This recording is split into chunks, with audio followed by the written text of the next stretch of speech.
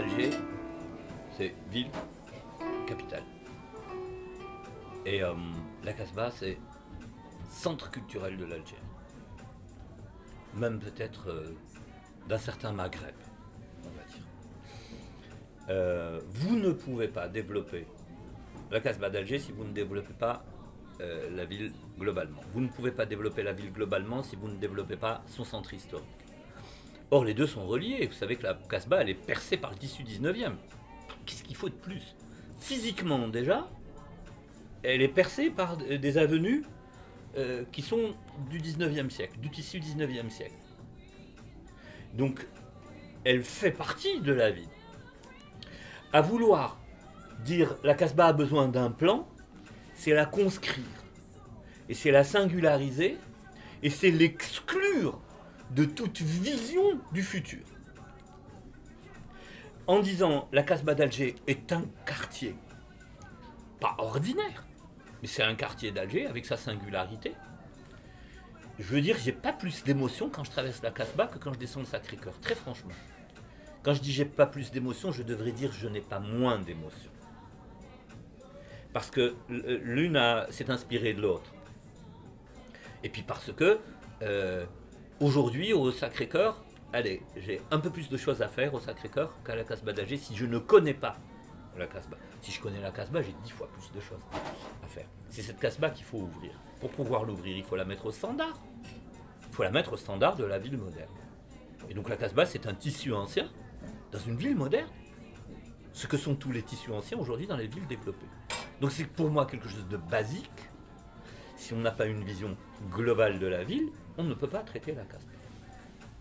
Et si on n'a pas une vision non sacrée et non sacralisée de la Casbah, ben on ne pourra pas développer la grande ville d'Alger. Et ce qui s'est passé aujourd'hui avec énormément de moyens, d'un côté pour la Casbah d'Alger au ministère de la Culture, à travers les budgets nationaux, mais également à travers les budgets des organismes non gouvernementaux, les organismes de sauvegarde, UNESCO, etc. Et de l'autre côté, énormément de moyens pour un projet de développement pour la ville d'Alger, de métropolisation. Eh bien, on n'a pas réussi les deux. On n'a pas réussi parce qu'on a raté le nexus entre le tissu ancien et le tissu moderne. C'est la seule réponse technique possible. Il n'y en a pas d'autre. On n'a pas réussi à relier les deux. On n'a pas cherché à comprendre l'une pour développer l'autre. Et inversement.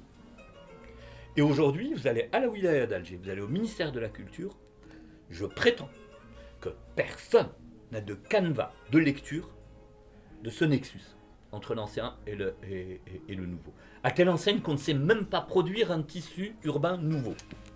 On ne sait même pas le faire parce qu'on pense que l'urbanisme c'est la science des routes. Et on dit que l'urbanisme n'a rien à faire à la Casbah d'Alger.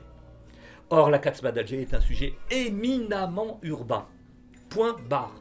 On développe la ville, on ne développe pas la Casbah et Hedra. On ne peut pas. Soit on développe tout en même temps, soit tout s'écrase.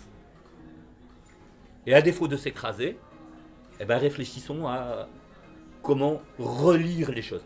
Tout est une question de canevas de lecture. Par quel angle je prends le sujet?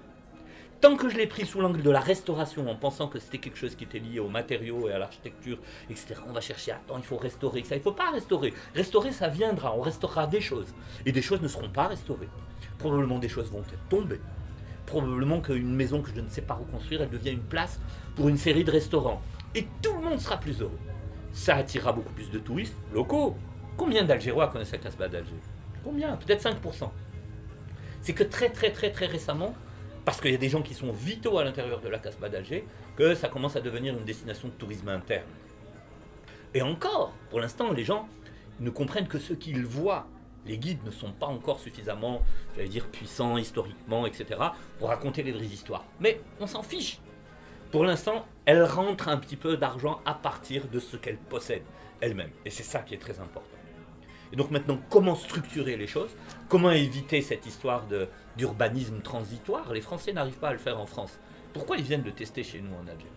Urbanisme transitoire, ça veut dire...